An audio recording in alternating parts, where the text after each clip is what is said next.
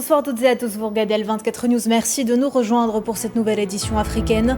Chargé par le président de la République, le ministre d'État algérien, ministre des Affaires étrangères, Ahmed Attaf, est arrivé ce samedi à New York pour participer aux travaux du segment de haut niveau de la 80e session de l'Assemblée générale des Nations unies.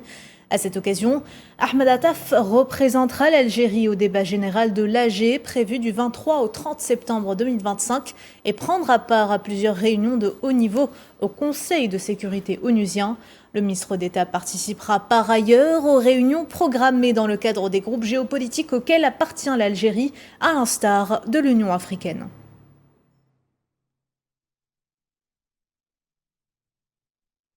Dans le contexte de cette visite, le chef de la diplomatie algérienne a signé plus tôt dans la journée l'accord des Nations Unies sur le droit de la mer, sur la conservation et l'exploitation de la biodiversité marine dans les zones en dehors du champ d'application de l'État national et son utilisation durable. La sous-secrétaire générale aux affaires juridiques et conseillère juridique auprès de l'ONU, Eleanor Hammarskjöld, a assisté à la cérémonie de signature. Cet accord vise à promouvoir la protection de la biodiversité marine en haute mer et à assurer son utilisation de manière durable et appropriée dans l'intérêt de l'humanité tout entière.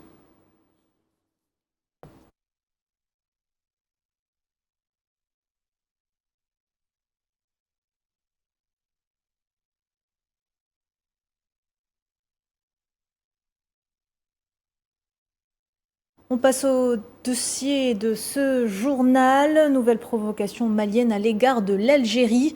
Alger a dénoncé vendredi le caractère éhonté d'une requête déposée le 16 septembre courant par le Mali auprès de la Cour internationale de justice, la qualifiant, je cite, de procédure manœuvrière, soulignant son intention de notifier à la CIJ son refus de cette requête en temps opportun. Dans un communiqué, le ministère des Affaires étrangères a constaté un paradoxe saisissant à propos de la démarche malienne résidant, je cite, dans le fait de voir la junte malienne qui a foulé aux pieds la légalité et l'ordre constitutionnel dans son pays se soucier du droit qu'elle méprise au plan interne et auquel elle prétend faussement s'attacher au plan international.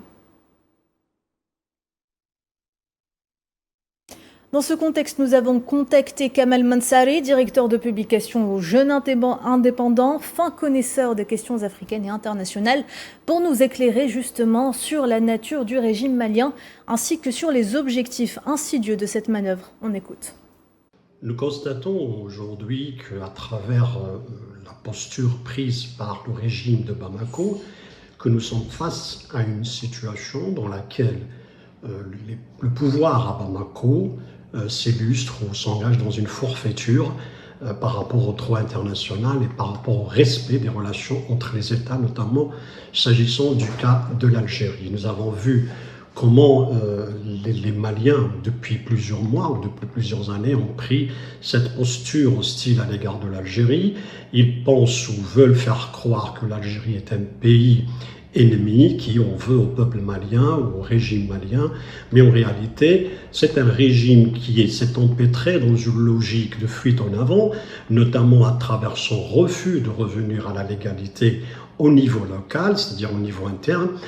Ce pouvoir avait déjà mis sous le paillasson tout ce qui est démocratie, tout ce qui est légitimité, parce que déjà les partis politiques en Mali sont interdites, les associations de masse sont aussi paralysées, donc c'est un pays qui n'arrive pas à avancer sur le plan de la transition depuis plusieurs mois, et ce régime-là veut rester en place jusqu'à 2030 alors qu'il avait il avait annoncé qu'il allait revenir à la légalité ou rendre le pouvoir au civil dans un délai de 2 ans, puis c'est parti sur 5 ans, et on voit aujourd'hui que cette option s'éternise pour permettre justement au pouvoir d'Assimi Goïta de rester en place le plus longtemps possible. Il s'agit d'une dictature, qui ne peut pas dire autrement que de la qualifier de dictature.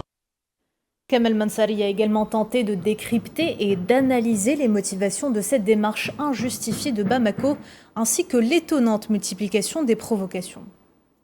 Donc, face à ce que fait le régime avec l'Algérie au sein à travers la CIG, c'est de faire en sorte de croire que c'est un pays qui a été agressé par l'Algérie. En réalité, Celui le pays qui aurait dû prendre les devants et saisir les institutions internationales, c'était bien l'Algérie, parce que c'est le pays qui a été agressé par le drone malien, un drone armé.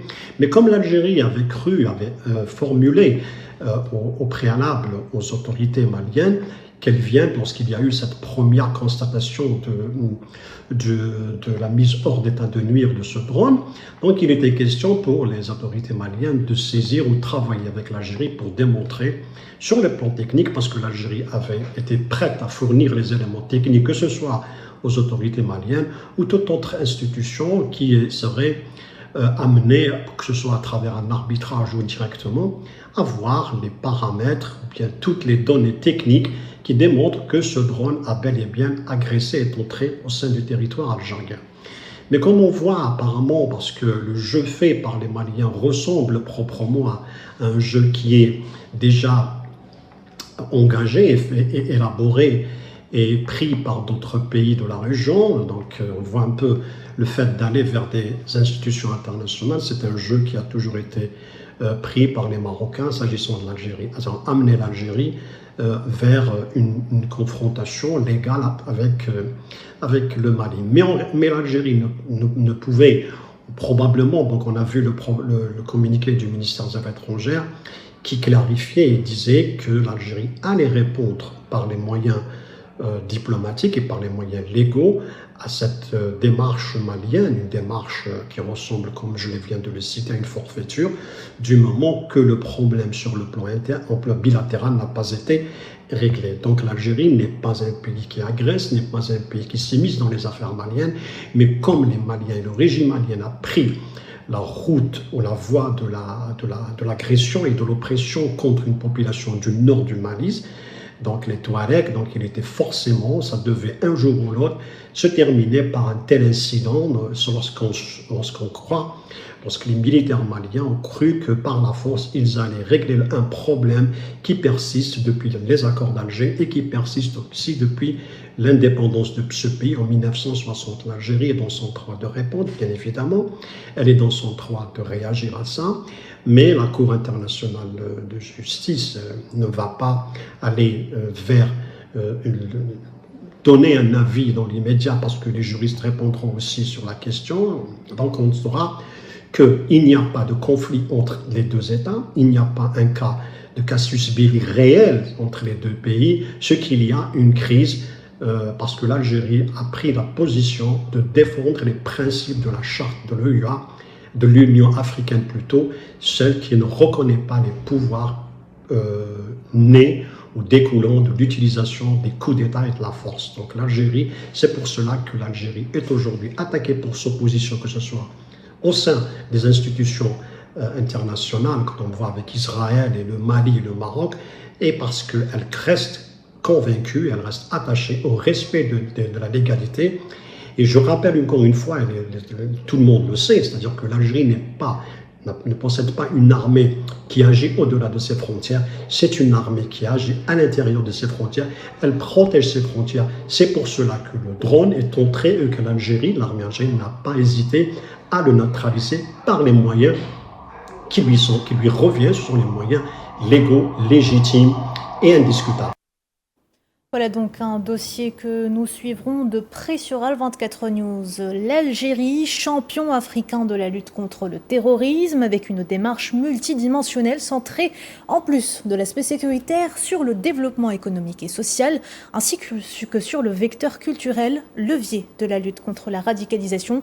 C'est dans ce contexte que le Centre africain d'études et de recherche sur le terrorisme a organisé ce samedi au niveau de son siège à Alger un événement placé sous le signe de l'art pour la paix, organisé à l'occasion de la Journée internationale de lutte contre le terrorisme célébrée le 28 septembre de chaque année. Cet événement a pour objectif de se servir de l'art afin de renforcer la paix, la tolérance et la lutte contre le terrorisme.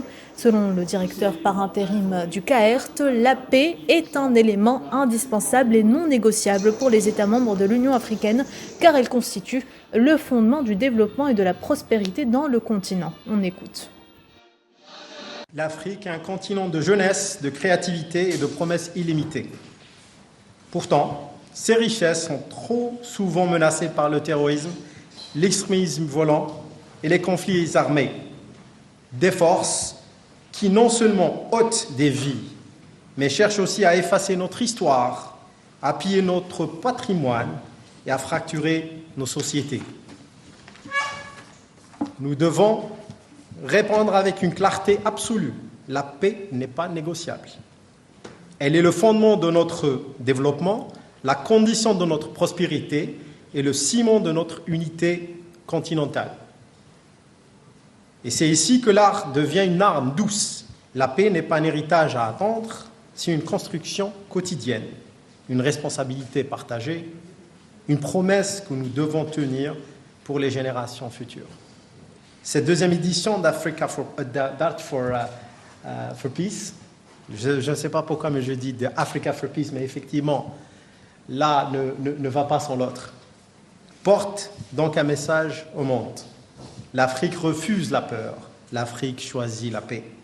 Faisons en sorte que cet engagement passe de l'aspiration à la réalité durable. Sahara occidentale, 4 rapporteuses spéciales des Nations Unies ont envoyé une lettre ferme à l'ambassadeur du Royaume du Maroc en Suisse, exprimant leur grave préoccupation face à la persécution continue des défenseurs des droits de l'homme sahraouis, en particulier le cas du prisonnier politique Hussein Bachir Ibrahim et de sa sœur, la militante Sakina Amadour. Dans la lettre adressée à la partie marocaine, les 4 rapporteuses ont déclaré que les pratiques du Maroc violent le pacte international relatif aux droits civils et politiques que le Royaume a lui-même ratifié en 1979, en particulier l'article 7 qui interdit la torture et les traitements cruels, inhumains ou dégradants, l'article 10 qui exige un traitement humain pour les personnes privées de liberté, l'article 12 qui garantit le droit à la santé et l'article 19 qui protège la liberté d'opinion et d'expression. Plus d'un siècle après sa naissance et sa reconnaissance par la communauté internationale, la République du Rif continue de vivre dans la mémoire collective.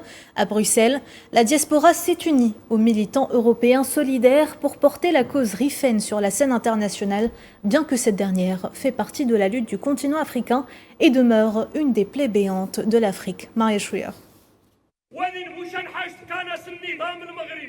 À l'occasion du 104e anniversaire de la fondation de la République du Rif, les membres de la diaspora rifaine installés en Europe ont choisi de commémorer cet événement devant le Conseil européen à Bruxelles. Un rassemblement massif où leurs voix se sont élevées pour revendiquer la liberté de la République du Rif, une nation à l'identité profondément enracinée depuis des siècles, que le régime du Merzen tente d'effacer par tous les moyens. La participation a été très importante. La marche a été une réussite et vient s'ajouter aux autres marches déjà organisées, d'abord par les Rifins en exil, puis par le Parti national Rifin depuis sa création en 2023. Cette marche est un message direct à ceux qui pensent que les Rifins sont morts, que les Rifins ont été anéantis par l'occupation et le colonialisme. La réalité a clairement démontré que les Rifins ne disparaîtront pas malgré toutes les tentatives. La marche d'aujourd'hui est une réponse claire et une gifle directe au visage du système corrompu du Merzen.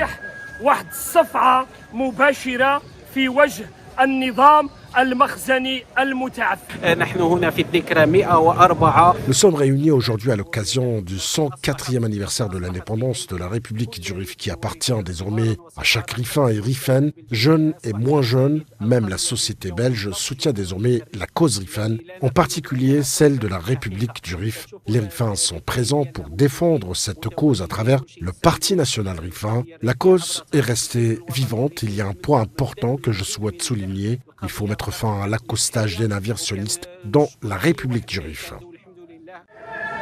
Le combat pour la liberté et l'indépendance de la République du Rif n'est pas porté uniquement par ses enfants. Il est désormais soutenu par des militants des droits humains et des activistes européens, convaincus du caractère juste de la cause rifaine et engagés pour son internationalisation dans les institutions européennes.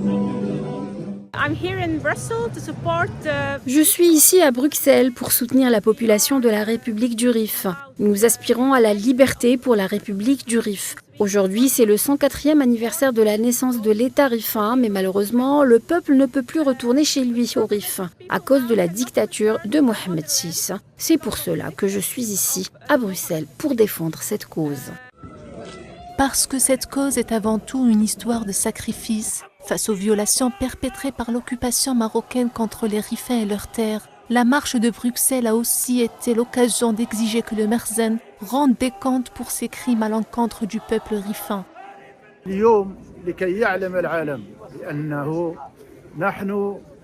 Aujourd'hui est un jour de fête pour le peuple rifin. Nous sommes ici pour montrer au monde entier que nous existons, que nous sommes debout et déterminés à poursuivre notre voie, pour dire aussi au monde que nous ne céderons pas un seul pouce de notre terre du Rif et qu'elle reviendra à son peuple malgré vous, les Alaouis.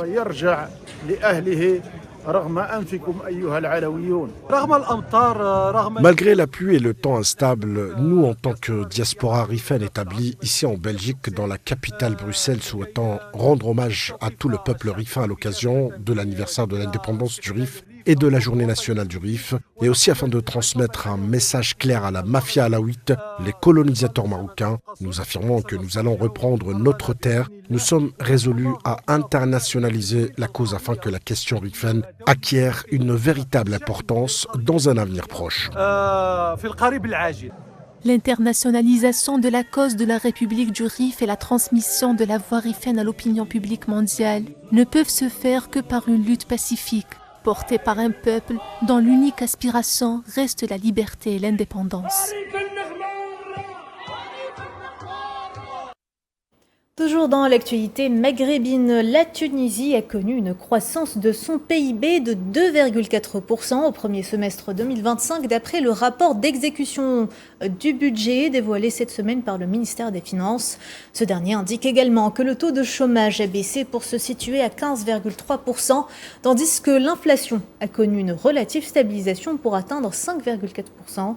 Du côté des investissements étrangers, le ministère fait état d'une progression de près de 22,3%, sous l'effet notamment des investissements directs étrangers et d'une hausse de 8,4% des recettes du tourisme.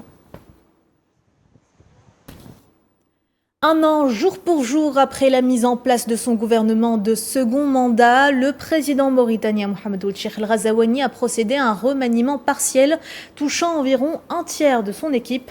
Selon le décret publié, les changements touchent la justice, la santé, l'économie et les finances, ainsi que l'agriculture et la souveraineté alimentaire. Si les changements semblent modérés dans la forme, ils restent néanmoins lourds de signification politique, sociale et symbolique et marquent un véritable virage stratégique axé sur la politisation de l'exécutif. Guerre au Soudan, au moins 75 personnes ont été assassinées vendredi lors d'une attaque au drone des forces de soutien rapide contre une mosquée à Al-Fasher, au Darfour du Nord. Les civils ont été ciblés pendant la prière d'Al-Fajr à l'aube. À noter que ces attaques surviennent quelques jours seulement après une vague de frappes revendiquées par les FSR contre des infrastructures clés et des installations militaires à Khartoum et ses environs.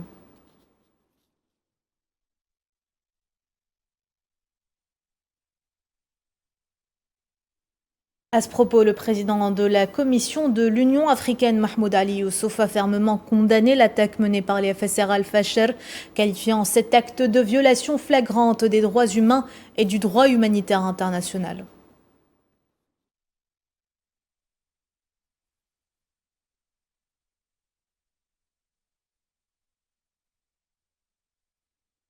Indépendant du Sud-Soudan depuis 2011, le Soudan du Sud a eu du mal à stabiliser sa situation sécuritaire dans une région traversée par de grandes tensions géopolitiques et après une guerre civile qui a fait plus de 400 000 morts et rendu 9 millions de personnes dépendantes de l'aide humanitaire. Les coupes budgétaires, la recrudescence des violences et les chocs climatiques ont désormais exacerbé la crise alimentaire dans ce pays. Madame Zenzitoune. Devant l'hôpital de Bounj au Soudan du Sud, des jeunes mamans avec leurs bébés attendent devant la porte. Cet hôpital de 120 lits comprend une unité de néonatologie. Hadia Adil a ramené son bébé de 8 mois pour une consultation. Le petit Moussa est faible, il pèse à peine plus que certains nouveau-nés. J'ai eu des complications lors de mon accouchement qui ont fait que je n'avais plus de lait pour allaiter. Mon mari n'a pas eu le choix que d'acheter du lait animal et cela a rendu notre bébé malade. Moussa est né à seulement 2 kilos. Hospitalisé, il reçoit du lait de complément. Mais sa maman affirme que les portions ne sont pas suffisantes. La crise alimentaire est bien installée dans le pays. Selon un récent rapport de l'IPC soutenu par l'ONU, 83 000 personnes sont menacées de famine au Soudan du Sud. Les 2/3 de la population souffrant de malnutrition aiguë. Au sein du service de nutrition de l'hôpital, le personnel dit être en difficulté, en parlant de lait thérapeutique utilisé pour traiter la malnutrition sévère. Nous manquons de F-75 et de F-100. Ceux que nous avons actuellement sont périmés. Nous n'avons ni couverture, ni moustiquaires à l'intérieur. Khalil et des dizaines de collègues n'ont pas été payés depuis 6 mois. Les coupes budgétaires américaines ayant contraint les organisations humanitaires internationales à réduire leur soutien, comme beaucoup d'infirmiers et de médecins au Soudan du Sud, il dit arriver au travail le ventre vide. Le personnel du Programme alimentaire mondial des Nations Unies, lui, décrit les conditions comme étant les plus désespérées qu'il ait jamais vues.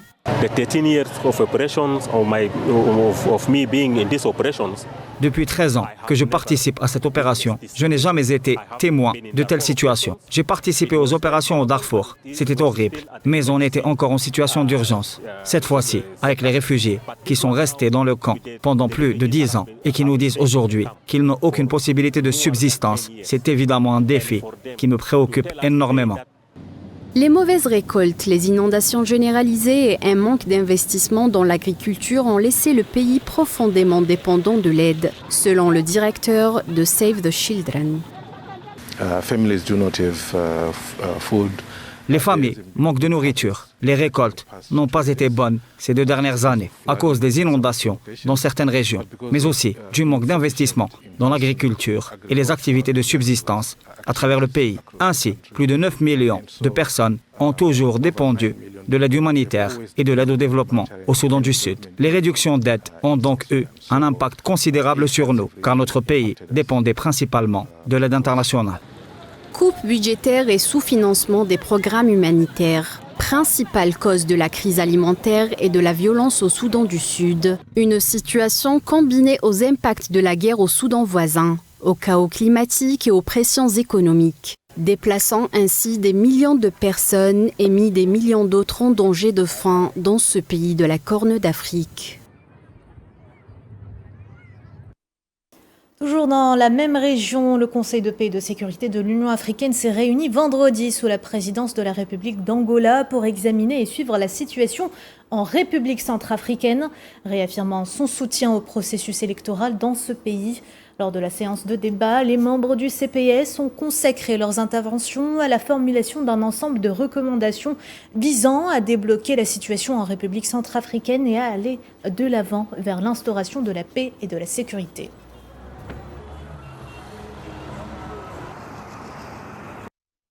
Au Nigeria, au moins 58 personnes sont décédées à la suite d'une nouvelle épidémie de choléra. L'épidémie a été signalée dans l'état de Bauchi, dans le nord-est du pays, où 14 des 20 districts sont touchés. À noter que l'année dernière, environ 11 000 cas de choléra ont été recensés dans ce pays, le plus peuplé d'Afrique, dont plus de 450 ont été mortels.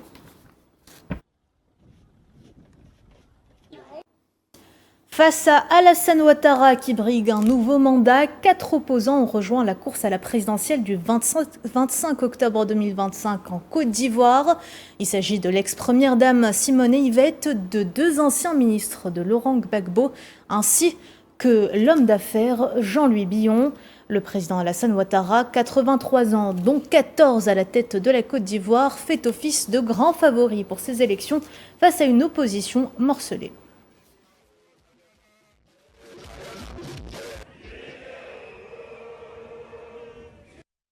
Le climat politique ivoirien reste tout de même tumultueux à quelques semaines du scrutin, notamment en raison du rejet par le Conseil constitutionnel des candidatures des 2 principaux opposants, Laurent Gbagbo et Tidjane Thiam. L'ancien président ivoirien Laurent Gbagbo, désormais opposant mais inéligible, a d'ailleurs exclu de soutenir un candidat à l'élection dans une déclaration lue à la presse par le porte-parole de son parti. Après l'Afrique de l'Ouest, on se dirige vers l'Afrique australe où le président sortant du Malawi, Lazarus Chakwera, risque de perdre son poste selon des observateurs après le vote de mardi dans ce pays d'Afrique, alors que les principales télévisions du pays ont interrompu vendredi la diffusion en direct des résultats de ces élections générales. Au moins 4 médias télévisés, y compris le diffuseur public NBC, ont brusquement retiré sans explication les tableaux compilant les résultats qu'ils avaient collectés depuis les centres de vote après avoir été soumis à des pressions. La commission électorale dispose néanmoins de 8 jours après le vote pour annoncer les résultats. Le gouvernement malgache, à travers le fonds Digital and Energy Connectivity for Inclusion, a annoncé vendredi le lancement d'une nouvelle initiative de 2 millions de dollars destinée à stimuler l'électrification rurale grâce à l'adoption de solutions innovantes. Cette démarche vise à expérimenter des technologies d'énergie renouvelable comme les picots et les nanoréseaux afin de déterminer leur potentiel en matière de déploiement rapide et rentable de l'électricité dans les zones reculées du pays. Et puis un mot de sport pour parler de cette médaille d'argent décrochée ce samedi par l'athlète algérien Djamel Sedjati en finale du 800 mètres des mondiaux d'athlétisme 2025 qui se déroule à Tokyo, au Japon. Une prouesse que le président de la République Abdelmajid Tebboune n'a pas manqué de saluer, félicitant sur son compte officiel le coureur pour avoir, je cite, honoré l'Algérie et l'emblème national. Voilà, madame, monsieur, c'est la fin de ce journal. Merci de l'avoir suivi. Excellente soirée à tous.